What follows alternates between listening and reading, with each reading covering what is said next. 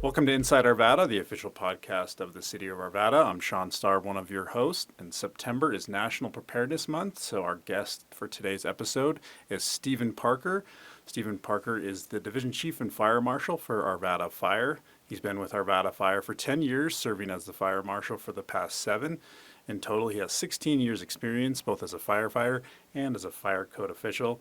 And as always, I'm joined by my co-host, Katie Patterson. Hi, Katie. Hey, Sean. Yeah, it was great to have Steven on, something definitely outside of our regular scope. And one thing unique that we both learned about is that in-home sprinkler systems are a thing. You think about them in businesses and apartments, but they actually now are starting to put them in homes, in single-family homes. And so what is really cool about this is that have Arvada Fire Safety Days at the end of the month, so that's on September 27th, and they're actually going to be doing a demo of how fire kind of reacts differently with and without that system in your home. So pretty cool thing that we encourage folks to check out. Hey, Steven, welcome to Inside Arvada. Thanks so much for joining us today. So just kick us off. Tell us, what is your favorite part of your job? Good morning, and thanks for having me here. The nice thing about my job is it's versatile. I get to do a lot of stuff, but when I really boil it down, the problem-solving aspect of my position and the technical application of fire codes and so many other things is really fun because every day is different, and we get to challenge ourselves on a daily basis. Nice. Yeah, and so now that we know, the favorite part of your job, tell us a little bit more about what you do as the Fire Marshal for Arvada Fire. Of course, yeah. So I'm the Fire Marshal, and a lot of people know that title, but they don't necessarily know what it is that we do. And really our number one task is to ensure code compliance with the fire code.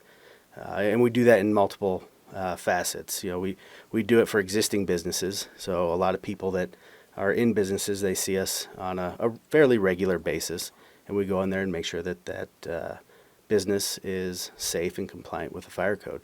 And we always try and take an educational approach because we understand that we're the technical experts, but a lot of people out there don't quite understand that.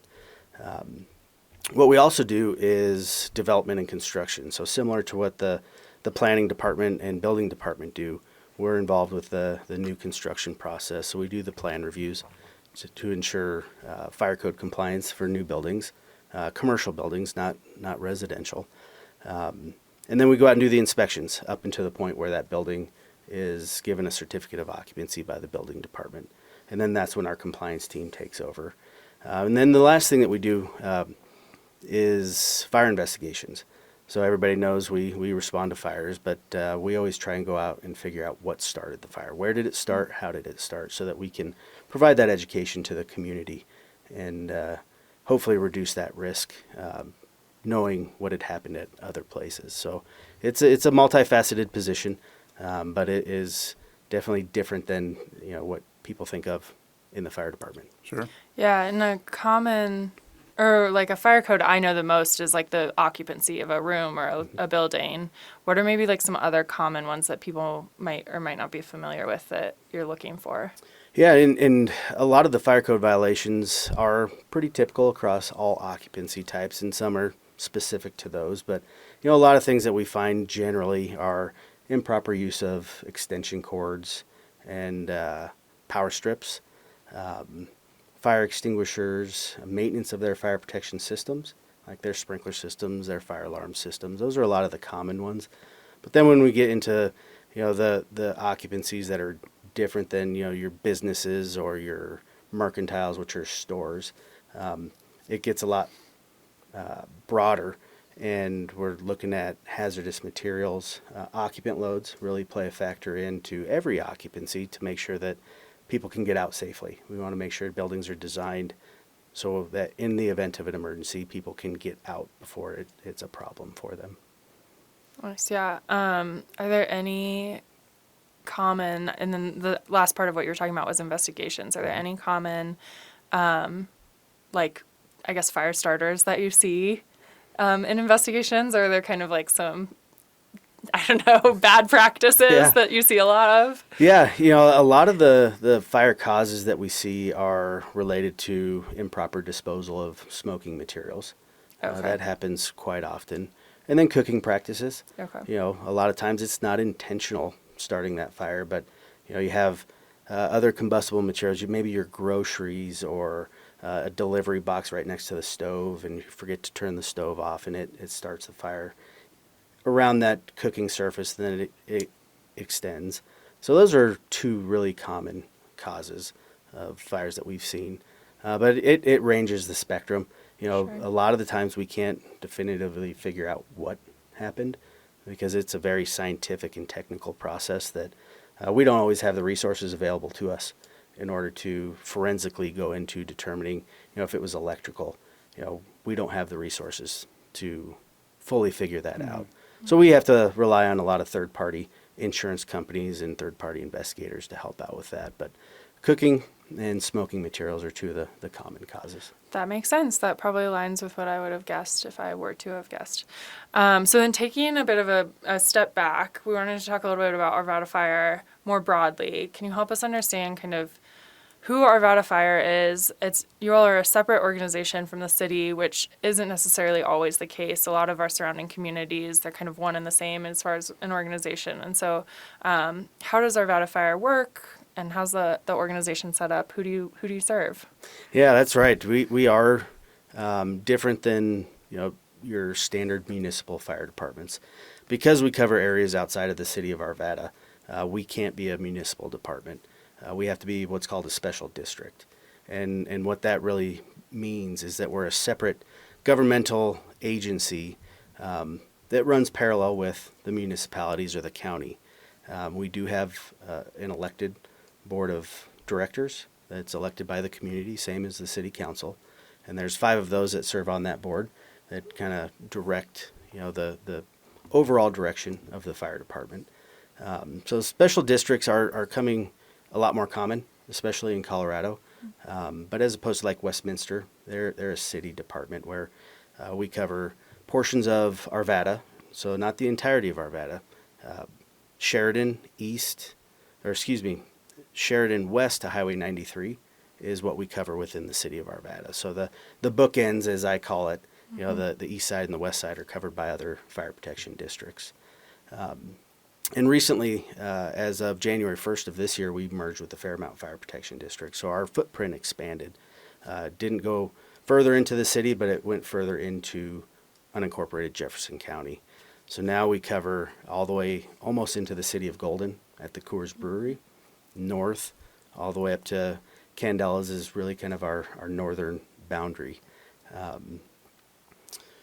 Our fire department as a whole, you know, we're situated with 11 fire stations since our merge, and we are a career fire department, so all of our personnel are paid, and we have 6 engines, 3 trucks, 1 rescue, and 7 ambulances that protect our jurisdiction. There's still volunteer fire departments out there? Is that what you mean when you say career? Correct. Yeah, there's the vast majority of fire departments within this country are volunteer. Oh. But commonplace around the metro area here are career fire departments. Okay. But there's still plenty of volunteer departments and combination where they have some paid Sure. and some volunteer. Didn't know How common is like the format of like Arvada Fire and that it covers mostly just Arvada? Because you hear, you know, Westminster I think has their own city department, but then like West Metro Fire probably covers what, like a larger multiple communities? I mean, is it a unique jurisdictional coverage that Arvada Fire has? Is it compared to others? I mean, how does that compare? Arvada Fire is pretty similar to most fire Yeah. departments anymore in Colorado. Okay. You know, if we look at West Metro, as you brought up, they cover part of Wheat Ridge. The other part that we don't cover, they cover Lakewood, and then unincorporated Jefferson County. Other special districts are like South Metro, Adams County Fire Protection District. They cover the eastern side of Arvada. Okay. So really, fire protection districts come in when you're not a municipal fire department, and you cover multiple other authorities. Sure. You know, obviously everyone's pretty familiar with the fire department responding to, you know, structure fires and fires at houses, and but what other sort of programs and services does Arvada Fire do? You work closely, I'd imagine, on a lot of the mitigation and safety programs that you do. So what sort of programs and services does Arvada Fire do other than just responding Right. and putting fires out? Yeah, so as you mentioned, everybody knows our emergency services, and we do respond to about 19,000 calls a year. And so everything else that we do kind of isn't on the forefront because we're not riding around in the big apparatus with Arvada Fire on the side. So there is a lot that we do, and our department generally is split up into 4 divisions. Emergency services, which we'll touch on one of those sections here in a little bit with community risk reduction, but another division is our finance division. So we have a finance director and a whole slew of finance folks that make sure that we're doing everything appropriately financially. The other division is our administrative division, and this is a new division effective of this year. And what that encapsulates is our IT department, our HR. We have support services within our administrative division, and it's kind of like a web where certain sections grow. So our support services does a whole lot. So they have fleet maintenance. So they maintain all of our vehicles, our fire trucks, our apparatus. And then we have building services so that when we're building new buildings, they go through that whole process and help design and make sure that it goes as we designed it. Sure. And then they go through and do general maintenance of all of our facilities. Yep.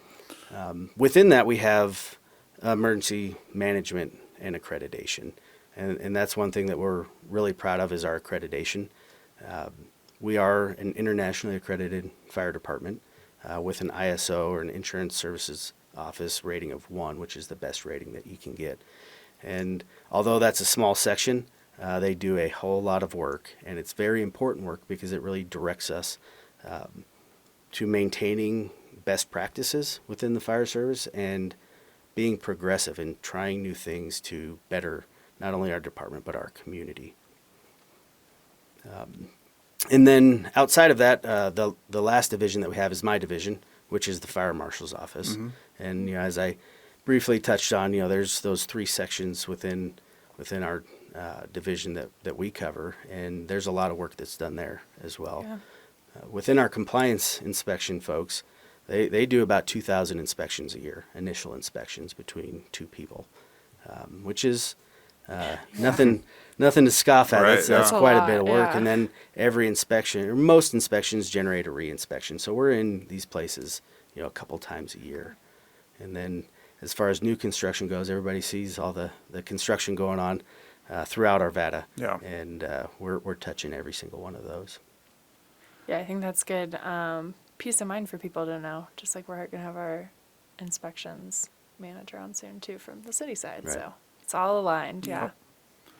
What sort of community risk reduction programs or services does Arvada Fire do? I know there's been some outreach recently about smoke alarms in residences, as well as Dave's Locker. What sort of insight can you provide on those risk reduction programs? Yeah, our community risk reduction section falls under our operations division, and this is something that we're really proud of. It's really important to mention that although it's a section within the department, this is really what our department does, is community risk reduction. And it starts at, education. We have to go out and educate the public because, as I mentioned earlier, they're not the experts in fire safety and life safety and so many things. So we have that information. We want to share that with everybody. Part of community risk reduction is what we do in my division with code enforcement. Emergency response is a risk reduction program because, albeit that's the last resort, but when we get called to an incident, we want to reduce the harm from that point on. But we do have quite a few programs that we're really proud of, and we truly believe that it helps the community. We're in elementary schools on a regular basis, providing fire safety education to those kids. You had mentioned smoke alarms. We do offer home safety visits, and feel free to check our website. You can schedule those with us. You can call into the office. You can call the non-emergent line with our JEFCOM, our dispatch center, and we can always get people out there to check not only the safety within your home, so slips, trips, and fall type hazards, potential fire hazards like the cooking stuff, keeping combustibles away from the stovetop. We'll check smoke alarms and can replace them if needed. We do that on a donation basis because we do have to purchase all of those alarms. So any donations of any size are appreciated when we do those. And something that we'll talk about probably in another podcast is the wildland mitigation, which we are starting with those home safety visits, doing the exterior home safety checks to make sure that we can make people more resilient in their homes should there be a wildfire. Yeah, that kind of defensible space around your home. Yeah. I was going to say we can provide links in our show notes to these home visits. You mentioned the website, and rather than ramble off a URL, we can just link it directly in the show notes for information on whether it's a non-emergent line or the webpage to get those scheduled. That's a resource that I didn't know about that I think a lot of our listeners would be curious to learn more about. So. Yeah, and then we're going to continue on the education train with Arvada Safety Day here in a second. But before we do, I did want to mention Dave's Locker because I think that's another one a lot of folks maybe don't know about. Can you explain what that is a little? Yeah, Dave's Locker. This has been a great thing. We've been doing this for probably 7 years now, 8 years, and there's a really interesting backstory that comes with how Dave's Locker came about. We had a lieutenant out of our Station 5 up in the northeast side of town that. He had to go and get his hip replaced, and through that process, he recognized the cost associated with medical equipment. Fortunately, he had it all covered through his insurance, but recognized that not everybody's that fortunate. So he proposed this project, this program with the fire department to create Dave's Locker, a loan option for people that need medical equipment that they can come in and borrow it for as long as they need. And started small and has grown. And, we used to be open 1 day a week. Now we're open Monday through Friday, 10 a.m. to 2 p.m. And anybody can come in, whether it's a walker or a cane or any medical adjunct that you would need given your condition, you can come in and do that. We also do take donations. We have been inundated with donations to a point where we have to then donate it to other programs because our space is limited. But the amount of people, I think that outside of the 19,000 calls that we run, this is probably one of the biggest things that we do. And there's so many people in and out of Dave's Locker on a daily basis. Yeah, I can imagine like the burden of all of a sudden needing some type of assistive device to get around is just challenging enough, let alone the cost of all that. So what a relief and service to help. Very cool. We'll also link to that page. And it's important for me to mention that this is primarily run by volunteers. Yeah. So it's overseen by the fire department, but we do have a great volunteer staff that come in and they're the ones working in there day in and day out. Very cool. Yeah, it looks like it's located over there by the Arvada Aquatic Center, kind of Wadsworth and 80th there. Yeah, by the 80th and Allison. It's at our headquarters building. Yeah, behind the butchery. Right. I think most people know the butchery. Yeah. Yeah. So then we were talking education, a big piece of what you do. And so Arvada Safety Day is coming up here end of the month, September 27th. So what is that community event? Yeah, Safety Day is something that we really enjoy doing. It's once a year. We have a safety fair for anything and everything. It's all ages, so bring your family. You're going to learn things about wildfire mitigation. You'll learn pedestrian safety. You can learn hands-only CPR.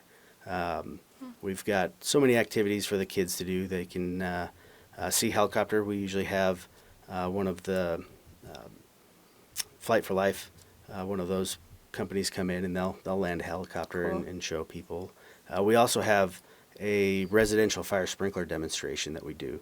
So we set up 2 burn cells and to mirror what a living room would look like, and we set them both on fire. One has residential sprinklers in it and one doesn't. And we show the difference and what the benefit of those sprinklers are. in protecting your home in the event of a fire. Again, this is all run by the fire department, but a lot of volunteers and external agencies come in and assist with that. It's a really fun day. It is September 27th, and we look forward to everybody coming out there. Yeah, and we'll put info in our show notes Yeah. on how to get all the details. I'm on curious that. about these residential sprinklers. How many homes have these? Like, I don't feel like, is that a new thing? I don't. It's not new. Yeah. It's been around for about 15 years now. But it's something that we're discussing here, not only in the city of Arvada, but Wheat Ridge and other jurisdictions on whether you mandate that within the code. Interesting. Currently, it is not mandated. Yeah. So there's a handful of residential sprinkler systems out there, but not as many as those jurisdictions that have required it across the Yeah. board. Yeah. Imagine it's something easier to build new than it would be to retrofit a house. Yeah, with one of those. retrofitting, it gets challenging. Yeah.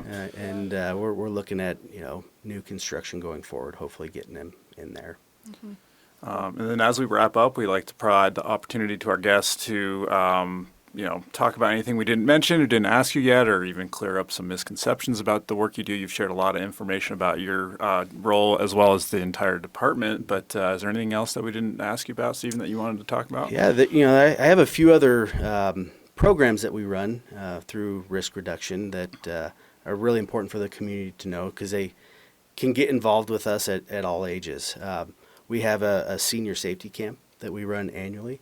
Unfortunately, that one's full this year, but again, we run it every year, and this is providing targeted education to older folks within the community. On the other end of that spectrum, we have a youth fire academy.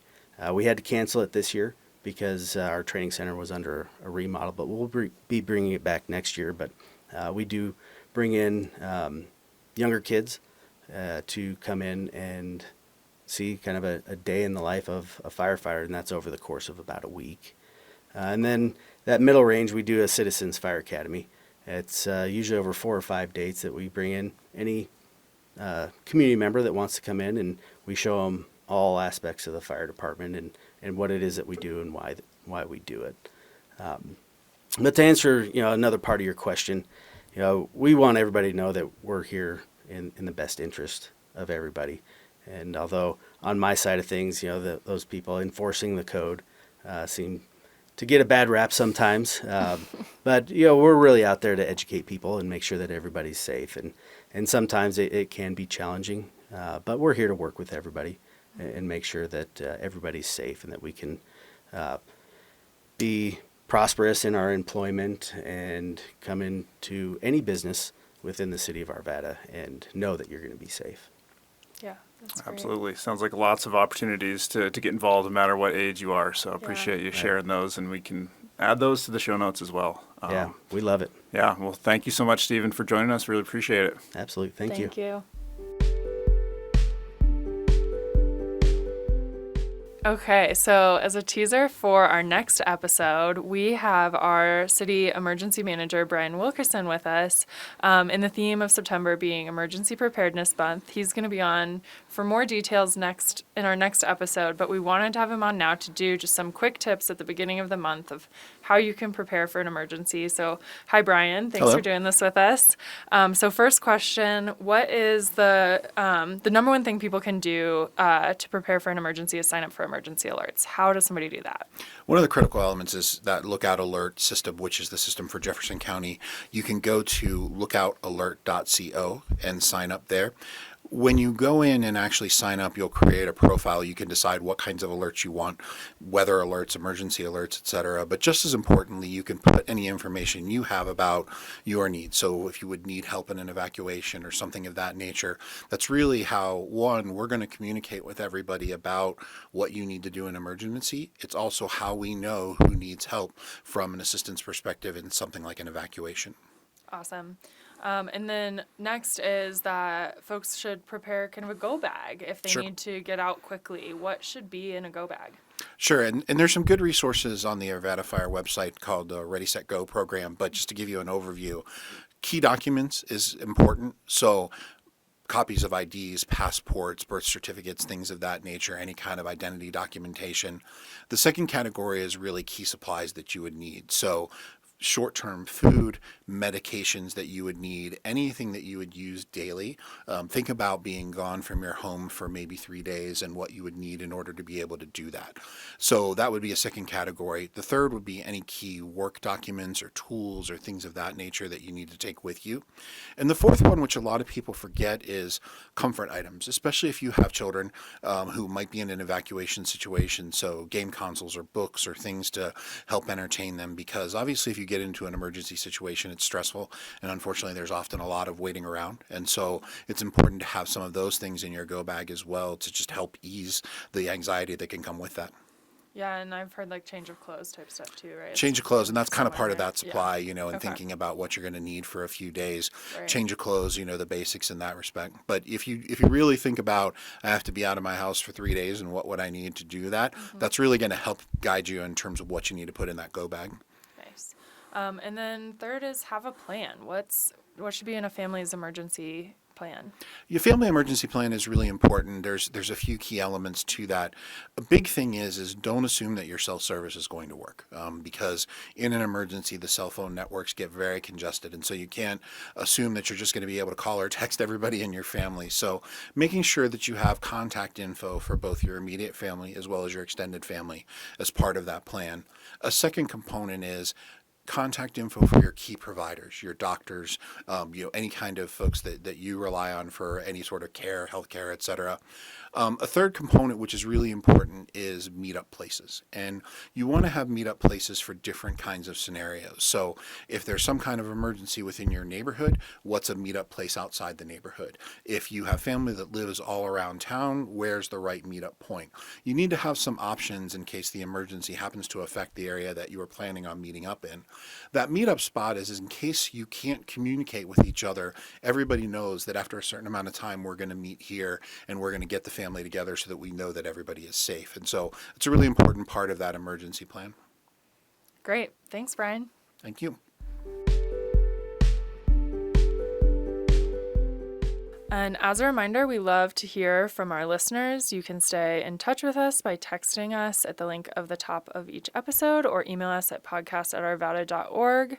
And we actually have a few listener questions right now that we want to clear up. And so as a reminder, we did get one text. If you text us, we don't have any way to see your contact information. It is private, so if you wanted to put contact information in there, you could, so that we can get back to you directly. Otherwise, we just have to answer you on our show. And so we got one question from someone who said they live in a floodplain along Ralston Creek, and they have a concrete pan that runs through their yard and through the neighborhood, and they were curious about if they can rip it out. They didn't really like it. And so I got a little bit of information from our floodplain manager, Melanie Walter, and she said that if a concrete pan is in a private yard, it's likely for a local drainage issue, and it's really not part of the city's larger drainage system across the city. But that tearing it out could still probably have some negative implications for potentially your home or your neighbors.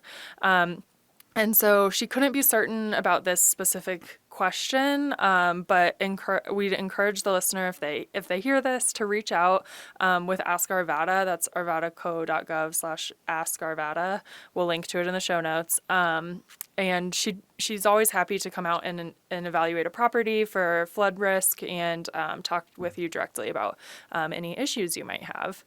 And then another question we got was about the Ralston Creek Trail crossing at Ward Road and why there isn't an underpass at that particular crossing when there are quite a few others. And so we talked with some folks in the engineering department, and they're actually in the early stages of planning a bridge replacement there, because obviously the road goes over the creek there, even though there isn't a pedestrian bridge. Or a pedestrian underpass. And so as a part of that work, they are going to look into the feasibility of adding an underpass as part of the design. And so while cost is obviously going to be one of the hurdles to that, there are some other types of hurdles that could make this not really a feasible option. And so utility conflicts underground are a big one.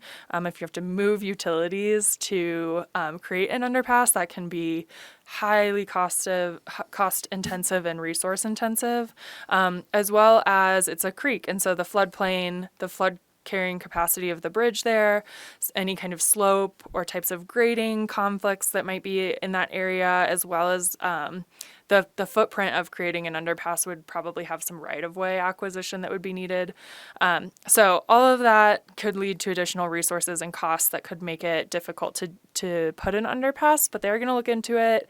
Early stages of design, but if that's not feasible, they will do some improvements of the current at grade, is what that's called, crossing across the road there. And so several probably years out of planning and design, but that's that.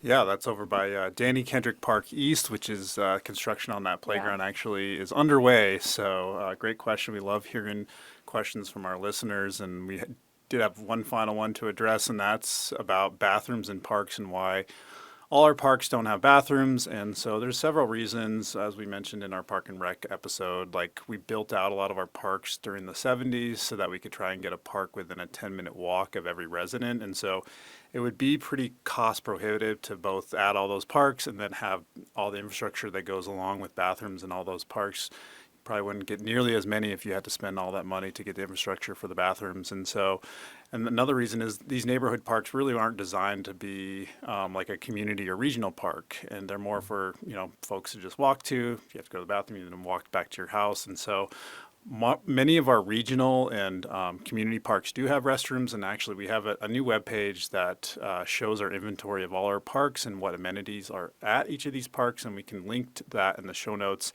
And among the amenities included on that is which ones have restrooms, which ones have portable toilets, either year-round or seasonal. So appreciate the question, and we'll roll right into our news and events segment. Our Movies Around Town series continues actually into October, Friday, October 3rd at Michael Northey Park. The Arvada Festivals Commission will be hosting a free showing of Beetlejuice. It's the sequel to the original movie from 1988, and this is a rescheduled date from July when that original event was postponed due to weather. We got live music by Tony Medina starting at 6 p.m. with the movie beginning approximately at 7:15. And then coming up before that, on September 13th, we have our second annual Swing for Community Charity Softball Tournament.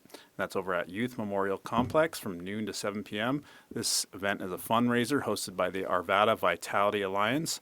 You can come and cheer on teams from Arvada Police, Arvada Fire, Apex Park and Recreation District, City of Arvada Parks, Engineering, Water, Wastewater, Streets. We'll have a whole bunch of teams competing there, all for a good cause. And don't miss the headline match, Arvada Police versus Arvada Fire. You can enjoy free food, or you can enjoy food, drinks, and then a special guest will be Dinger, the mascot from the Rockies, will be on hand. So for more information to get your tickets, visit arvadavitality.org.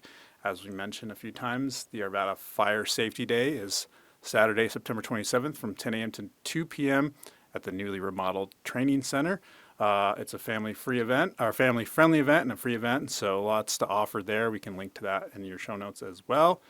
Thanks once again to our guest today, Steven Parker from Arvada Fire. Be sure to catch our next episode. It's part 2 of our Emergency Preparedness Month series featuring Arvada Fire Wildland Mitigation Specialist Chris Warren, as well as the city's emergency manager, Brian Wilkerson.